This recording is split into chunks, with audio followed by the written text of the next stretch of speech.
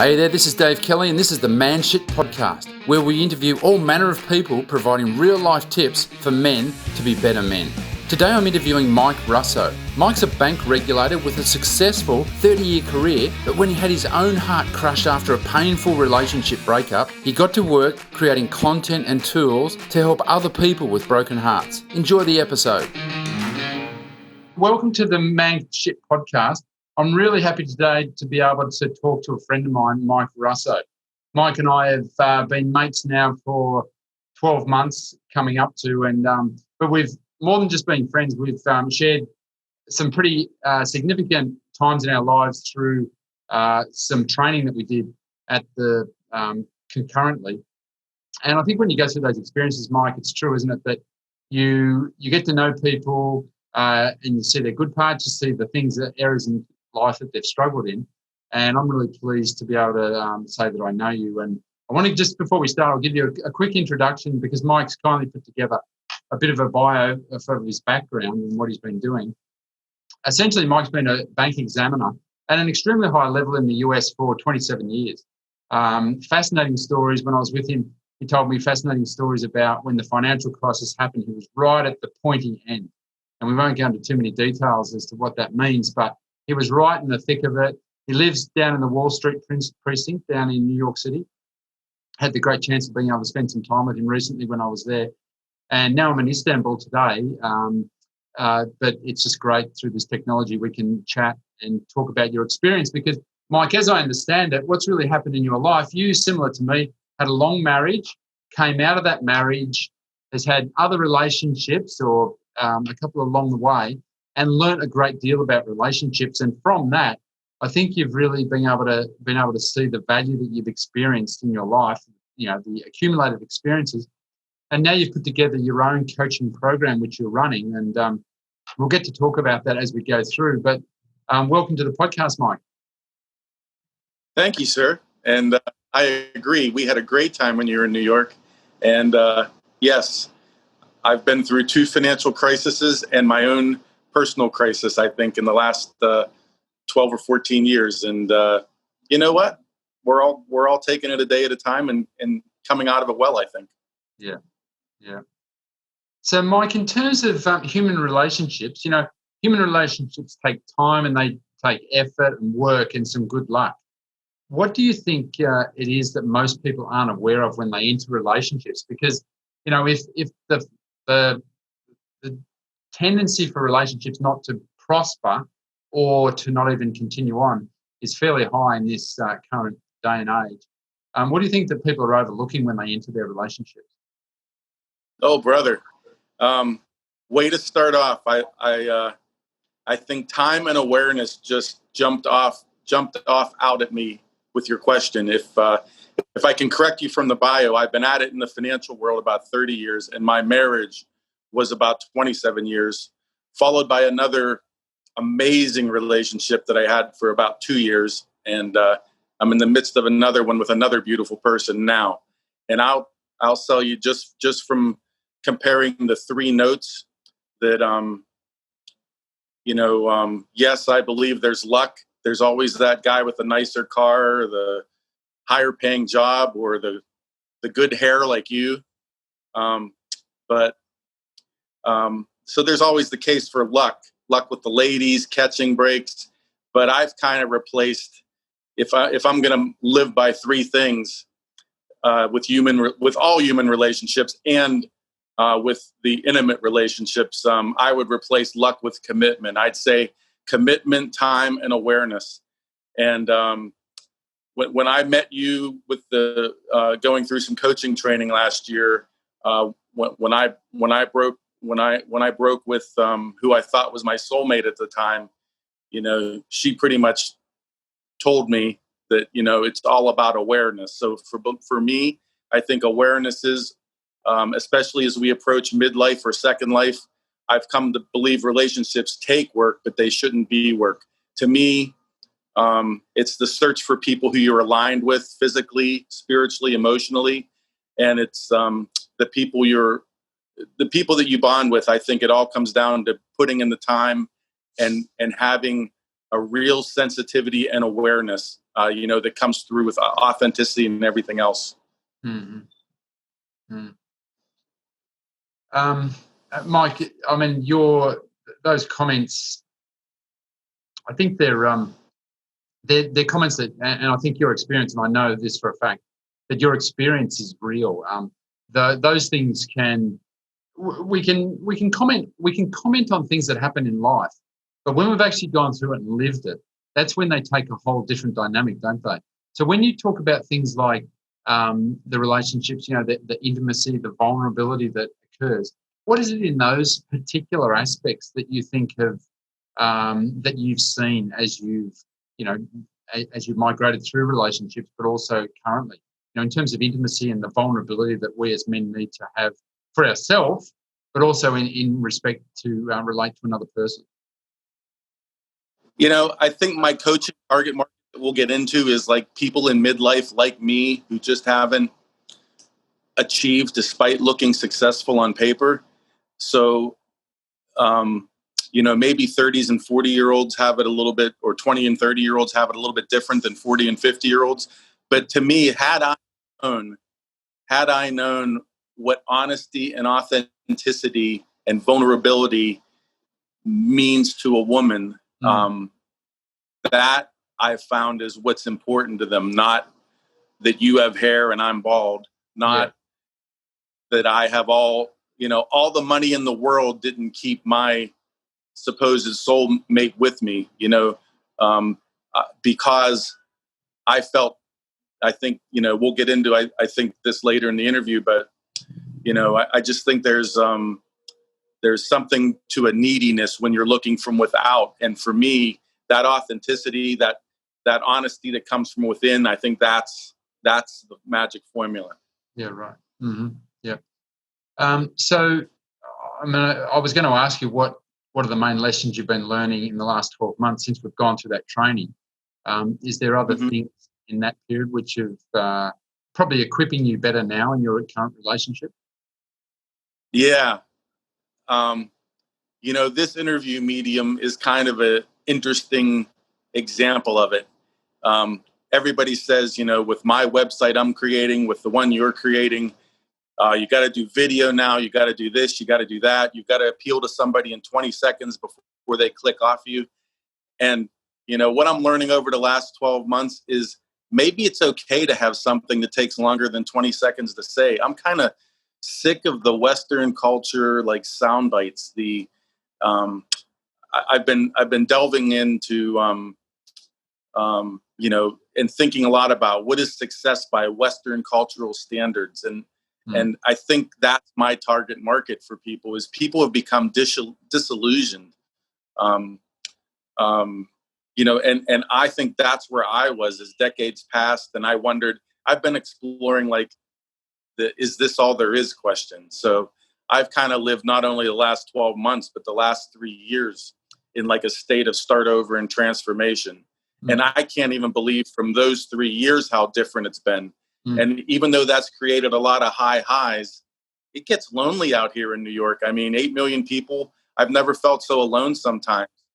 But as I've like healed from my long marriage, and in my coaching work, I've realized that when I feel lonely, I'm falling into that ego trap. And so that gives me like a little indicator when I do my daily like meditation work, that's like a little, oh, here you are again. Your ego, you're kind of looking for fulfillment from outside, not fulfillment from within. So I think that's the journey I've been on the last 12 months is more expectations from me, more putting myself first, less falling in on other people. Yeah, right. Yeah. And so with the new venture you're doing, the relationship work, what are you hoping to create for people? Do you expect that there's a certain type of person coming to you? I mean, we talked about demographics and age groups, but do you think it's a certain, they're coming off I mean, the name of your website sort of reveals a bit in that Healing Broken Hearts, or sorry, not so much that that's the name of the website, but that's what I would summarize as the theme of what you're doing, coming in and seeing that if you've got a broken heart, it's not the end of the world, is it? I would say we've evolved with our website. We used to we started out buying a domain name and creating in the work that you and I did together over 3 or 4 months. I created my first website called Your Breakup Story, and as I've evolved, um, uh, our message has become really clear to me, and it's kind of evident in our first couple of questions. It's really about, I'd say, understanding that the world is in constant change, and this whole idea of transformative coaching comes to finding peace inside yourself and transforming the relationship with yourself first, and then from that, every relationship changes. So I started out like 12 months ago after mentoring and coaching at work in my financial job. Like I've always said, if I could just take what I did at work for 30 years and translate it to my life, I'd probably be the next guy on stage like Tony Robbins, and I hope that you and I, for both of us, I hope we're both there, the sooner the better. But for me, the translation has been about that philosophy and mindset of the daily practice and not taking the shortcuts, and starting with myself rather than starting outside. So this whole area that I'm into is about taking as long as it takes to dig in and change that relationship with myself, so everything else changes. Right. Mm-hmm. Mike, there's a debate that goes on, and different people have talk about this, but it's to do with we're living on a big planet. We're living there's billions of potential. Well, there's probably in the hundreds of millions, or maybe a billion or so, appropriate age defined opposite sex or whoever it is that you're attracted to. Do you think that there's just one person for us? Because I think that it's interesting. I think as technology has evolved and given us the ability to slice and dice and really hone in on and be very specific with whatever we're doing, whether we're searching, whether we're looking, whether we're searching online for something, whether we're searching online for a partner. I think there's that same mentality is growing, thinking that, hey, I can get Mr. Perfect, Mr. Absolute. And therefore, the field's going to narrow as you're seeking that one very, very specific person. But do you think that, what's your thinking about whether there's one person for us, whether there's a number of people? I think I would first answer your question with a question, and then I'll give you my comments. My question is, what is your reality? Like, I think what we each believe, what is real, that's what matters. Like last year, the year before that, when I was in with who I thought was my soulmate, and who I think is my soulmate, but I think your question is there more than one soulmate? And when you're in it and when you're reaching those high highs, you think, oh my God, I believe in the one. Give me all the one-itis I can handle. But when it doesn't work out, I became that guy curled up in my bed until noon. I became less motivated. I became the lonely guy in the city of 8 million. 90% of my friends turned over. Where did that leave me? I live in the same 700 square feet, and there's a coronavirus right now, and I've never been more motivated. So what's the difference between this year and last year?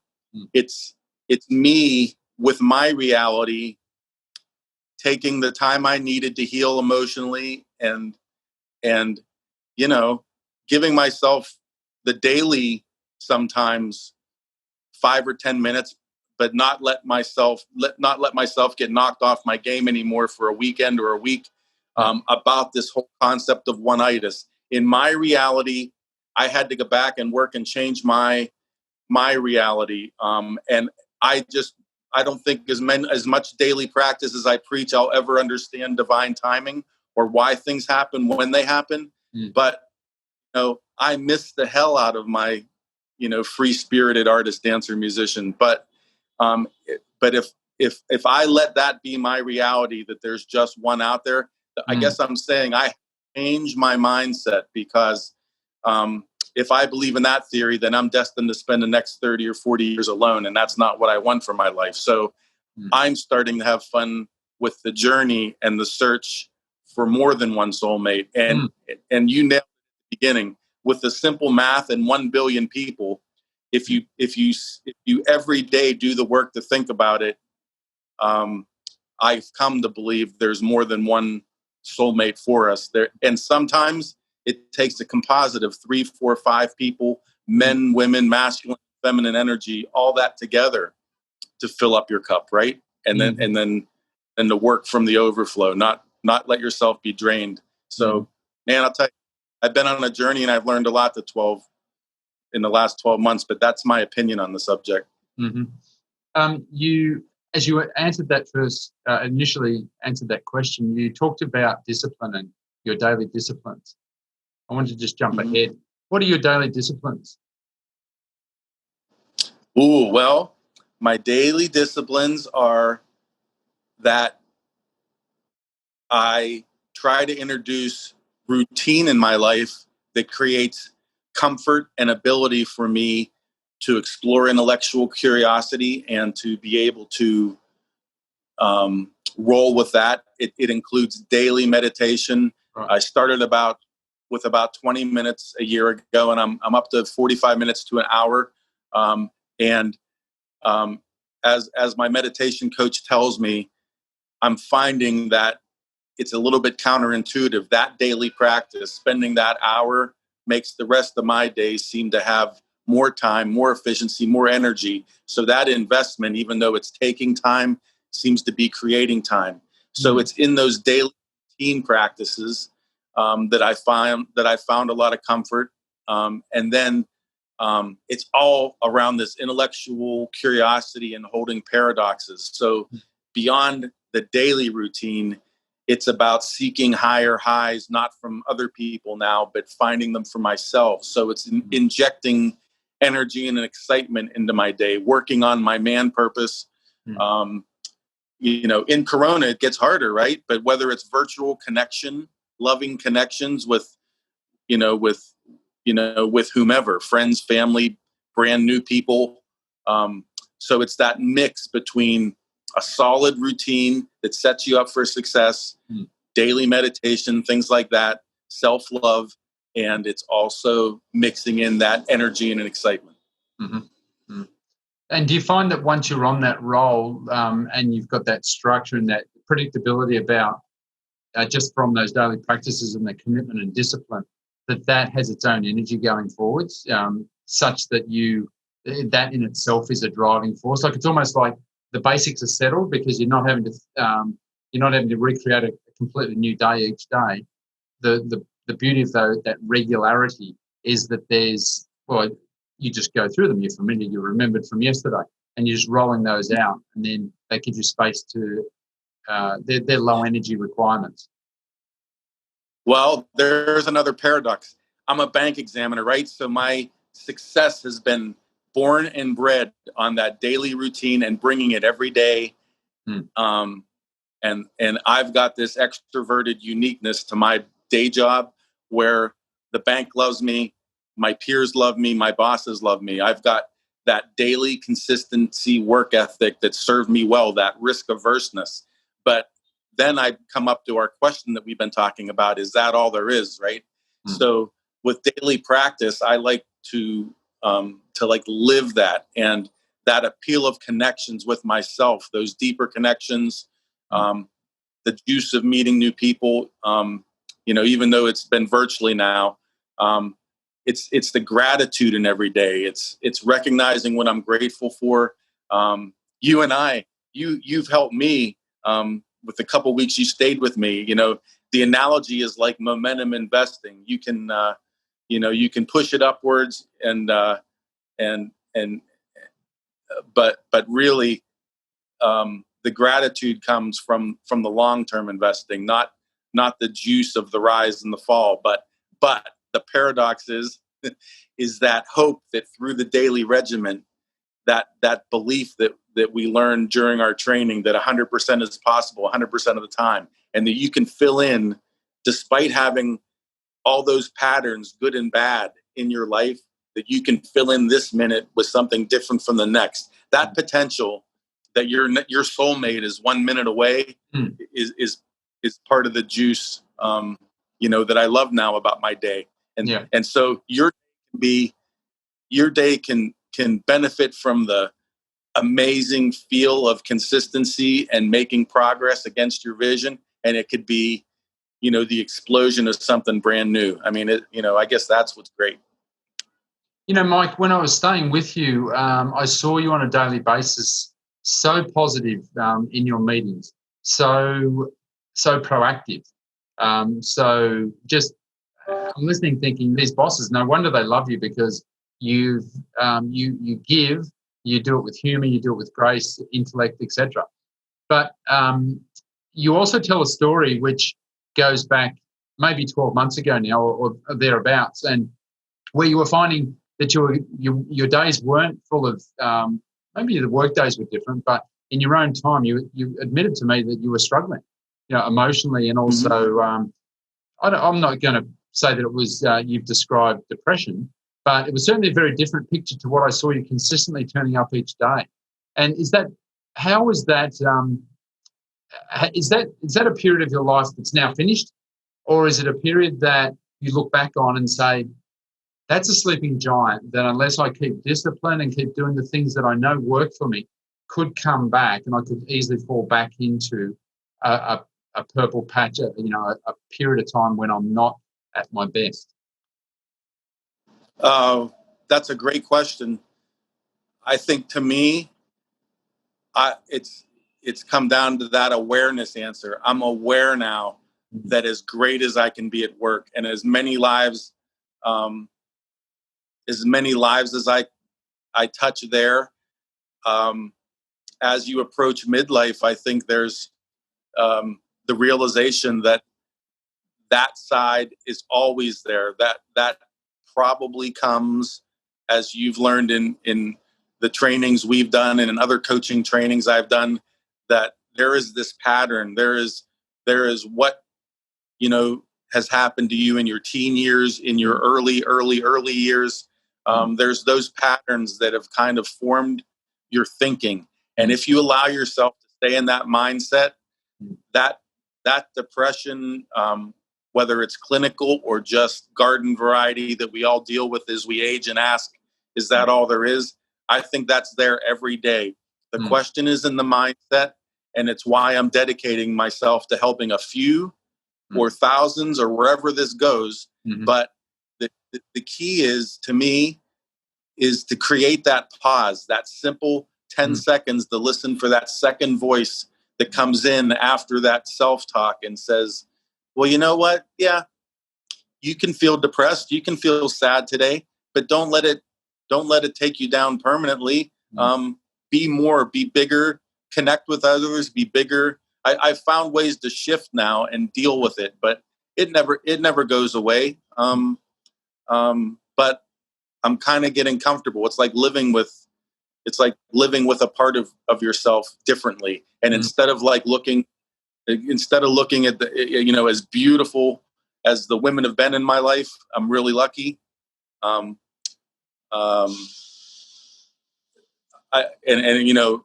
Rather than looking to them, or rather than looking in a bottle, or rather than escapism, now I just have to feel it every day.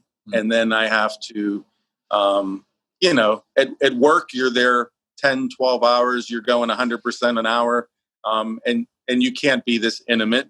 And that's what should make life good in the work-life balance. But to me, yeah, I don't try to suppress it. I think that's where I got into trouble. I now try to feel it and let it go. I try to work with it every day. And that's my mindset. Do you think have you had comments back from your bosses about your performance at work and just the way you are and your leadership as a result of your meditation and the growth in that and your own personal evolution? Yeah, I mean, probably out of the scope of this interview, but it's really interesting how my coaching work has evolved. I went to coaching training because my boss, even though they loved the leadership coaching I was getting at work, I had done it for a couple years, and she said, "Why don't you take a break and do just out of, she didn't have to. She could have let me re-up for a year, but she didn't. She said, why don't you do a little bit something different? And so I went and I paid for it on my own anyway. And I found a kind of a different angle on coaching. And I got training to where I was coaching other people, and I was learning and self-discovery coaching for myself. And that kind of flipped a switch. It was very interesting, because now that I've completed it on my own, at my own nickel, with my own vacation time, I'm even more valuable at work, and they recognize that. They can't wait for me to develop others. They want me to put on coaching and training. And to me, it doesn't matter how I got there. It doesn't matter who was right or who was wrong. It opened a different door for me. And yeah, they are loving what they see. People can just see a different me. Yeah. That's wonderful. Like I'm shining. Yeah. Well, you've definitely got a wonderful story of transformation. But can I just go back to one thing you mentioned when you were talking about that story in your head about, well, you might feel a bit depressed today, but don't let it slide. It's almost as though you're talking about yourself from being outside of yourself. You're an observer of yourself rather than being that thought. Is that an evolving? Is that something you're? Because that is what we hear, and I've just today again saw something on that myself. Was that the thought that comes is not us? That I think the error in our lives can be that we think that because we're thinking that thought, that's me, and it's also real.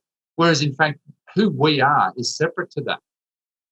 Yeah. I mean, I think that's going to be I think a lot of people, 9 out of 10 people try meditation. They listen to a YouTube video, but I think it's going to be, a requirement of everybody I coach, because I think it all comes down to how you get others to embrace it. Like, the answer to your question is, it's about even-mindedness. It's about what is the real you talking, not somebody outside of me, but polishing off kind of the lamp and understanding the you inside of you. And I think when you say even-mindedness to somebody, they may feel like, oh, you're going to just dumb yourself down. That's what you've done in the last 12 months, Mike. You've made yourself more boring. Well, no, that's not that kind of even-mindedness. Yes, I drink 90% less. Yes, I have 90% different friends, but my life was exciting before, but it's exciting now, but it's exciting pursuing my own man purpose. Hopefully something that's going to be more lasting, that's going to attract those soulmates, back into my life, in my life, throughout my life, all those relationships, all those rich relationships that I want. And when I look at people like a Steve Jobs, who I admire, not that he didn't have major flaws, but he kind of dared to be bigger and deliver products that's like save the world. But there's guys like Alan Watts. This guy was an early philosopher, bringing Eastern concepts to the West.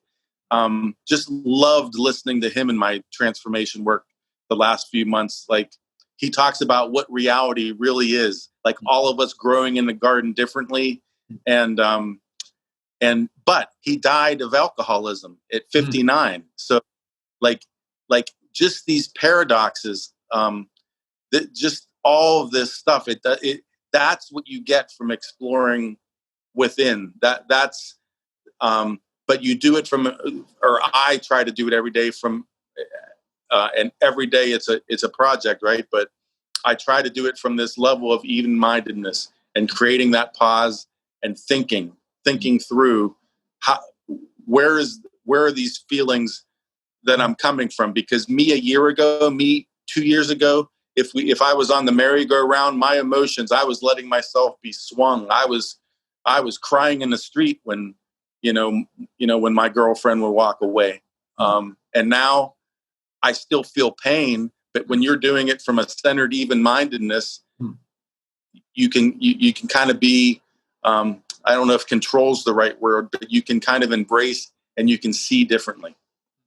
Sometimes I think we, in this time and place, we think that discipline equals boring. But what I hear you saying is the benefits of discipline is that it's consistently, because Rome's not built in a day, is it? But we can consistently build these habits and the confidence within ourselves. But it's got to be a consistent method, application each day, on a consistent basis. Yes. I mean, to me, that was the easy part of my journey. Consistency is what made me successful in my day job. Consistency is what makes me a great mentor and developer of talent. But consistency does not have to be boring. Consistency can mean explore a new idea every day. You just help me bring trading stocks into my life. Like, that is not boring at all. Like, but it comes from consistent spending time with it every day until you achieve mastery. So yeah, I would say there's this element of consistency and peace that you get, groundedness from daily practice. But I hope to open for people that each is on their own journey, and that the daily practice doesn't have to be boring. The even-mindedness can be, and I'm out to prove that for myself, because that's the thing about coaching. You learn as you coach others. So I'm still on my own journey, and I'm hoping to find those higher highs for myself through even-mindedness. Yeah. Well, you're certainly growing. My comment, Mike, and my observation is that you're growing as a well-rounded man, in the sense that you've got a job which is traditionally pretty emotionless. It's factual. It's the relationships with people I'm not referring to, but the work itself, pretty cut and dried, mathematics, numbers, and criteria, etc. And they're either, as you examine these large banks, they're either failing or they're succeeding. They're either on task and hitting their targets, or they're not. But that could lead to a pretty dry existence. And on the other part of you, I see that you're really focusing on, and have done since I've known you, is the emotional, human part of you, spirit, soul, and body, which you're developing. And I think that it's a great message, Mike. It's never too late for any of us to start to balance up those different parts of our life, so that we're a more complete person. Mm-hmm. I used to be ashamed of my job. It was so practical. It was a risk-free choice I made in my 20s. But, I've turned into being very grateful for it, because there's an art to delivering the findings. And it's made me a really good communicator. I get the opportunity to speak with boards of directors and senior leadership of some of the most complicated, banks in the world. And then there's the writing aspect. There's the conciseness, and there's the art of writing that I'm going to be able to translate into my website, blog, and elsewhere. And it's going to, it all fits together nicely. So very big on gratitude lately for my day job of 30 years. That's going to really vault me into second life with, and that's what I'm hoping to help other people find who just who don't feel satisfied with themselves and have that next level to achieve, or that pain to dig into. I'm hoping to use all those, writing and communication skills to help everybody on their own journey realize that, everybody's got a gift. We're all made out of the same stuff, but there's something that's translated. There's some reason for where you've been, and it can take you to where you want to go. There's really something in writing, isn't there, Mike? Because, I think one of the real pitfalls that I've experienced, both from doing and receiving, is written communication, which hasn't carried with it all that I meant, or it's maybe been subconsciously sent a message to that other person. And I find it such a challenge. I've often referred and thought, this period of time we're going through now, where we're all wearing a mask, I found it very challenging, because I personally prefer to deal with people and see their face, because communication is not just written, and it's not just spoken. But when you can see a person's whole persona, how they're responding, how they're relating with their face, but also with their body, and that's taken away from us at the moment.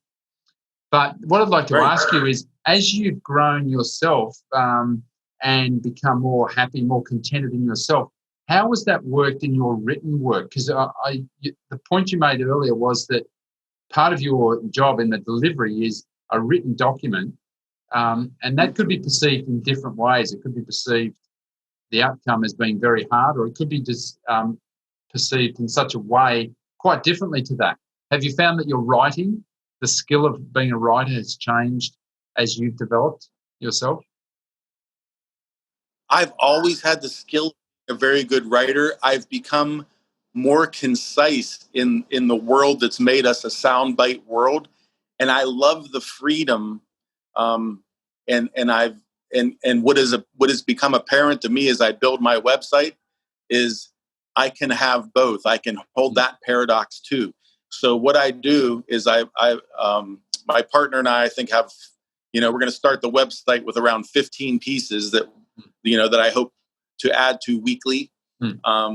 But I write the message, and if the message takes 1 page, it takes 1 page. If it takes 6 pages, it takes 6 pages, and then I use my skills to put takeaways at the top for the people who are busy, and I cut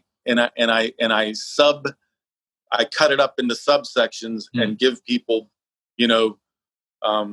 the ability to skip around if they want. So that way, I try to appeal to today's busy people. But if somebody's in pain and they want to help, but they want help, but they want to start with kind of a little bit of soul searching and a little bit of reading, I give them a 10-minute chunk of something to read and think about. So I think that's where I've come over time is the skill in writing is being able to kind of get your message out, but then give people more. Mm-hmm. Well, it's wonderful what you're doing, Mike. I think that you're a testimony to a man who's bounced back in a strong, powerful way. And you're using your experience and the benefit of the things you've learned for yourself to extend out to others. And, you've talked about Second Life. And I think what you're referring to then is moving into a coaching and this relationship counseling, coaching role and with your website, etc., as a permanent thing from this, maybe in the next period of time. Is that right? Will this be a full-time? Yep. Peaceinsideyou.com is the website. Okay. And we're there's a placeholder right now because we just took it down to add some cool things to it, but it'll be up in the fall, probably in the next 2 or 3 or 4 weeks.